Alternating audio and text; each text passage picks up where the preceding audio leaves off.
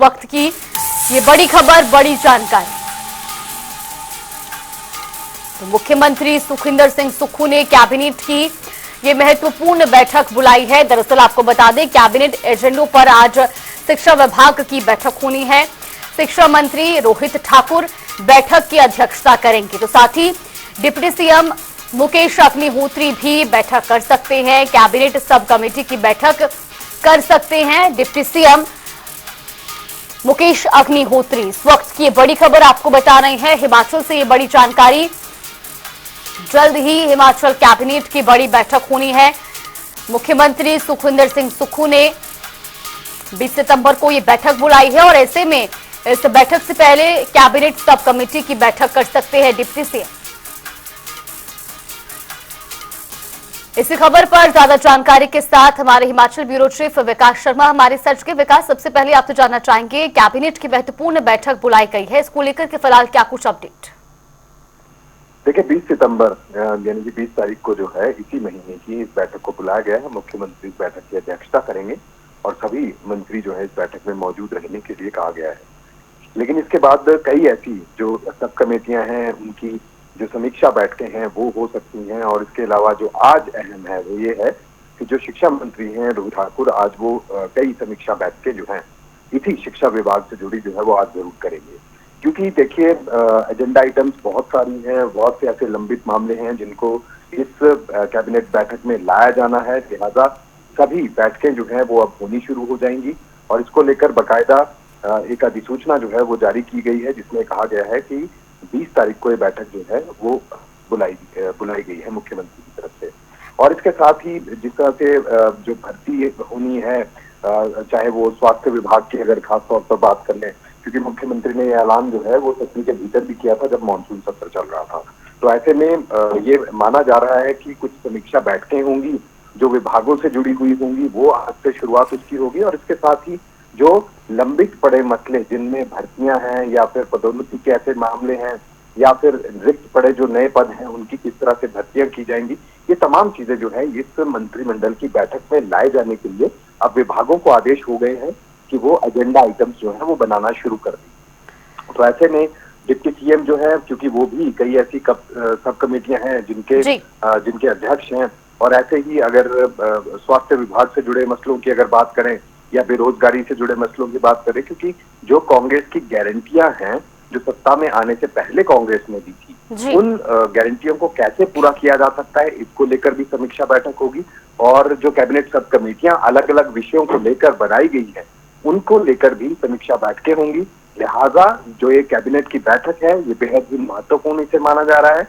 आने वाले समय में जब भी इस तरह की बैठकें होंगी तो उसमें कांग्रेस यानी राज्य सरकार का इस समय जो एजेंडा है वो यही रहेगा कि जिन मामलों को लेकर विपक्ष भुनाने की कोशिश करता रहा है, चाहे मॉनसून सत्र के पूरे दौरान की अगर बात हो या फिर सदन के बाहर भी कई मुद्दों को लेकर जो सत्ता पक्ष को घेरा है विपक्ष ने, उन तमाम मसलों को जो है कैबिनेट के जरिए अब हरी झंडी देने की कोशिश की जाएगी। और ये बताने की कोशिश की जाएगी राज्य सरकार की तरफ से चरणबद्ध तरीके से ही सही, लेकिन कांग्रेस की गारंटियां कैसे पूरी की जा सकती हैं और कितना जल्दी पूरी की जा सकती हैं, इसके ऊपर जो है वो राज्य सरकार आने वाले समय में काम करेगी।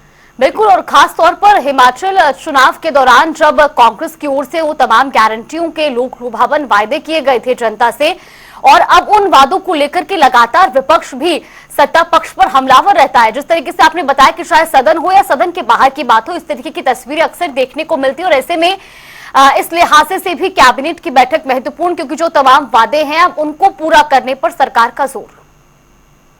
देखिए, बिल्कुल, क्योंकि राज्य सरकार ये बात कहती रही है कि पहली कैबिनेट की बैठक में ओपीएस दिया गया।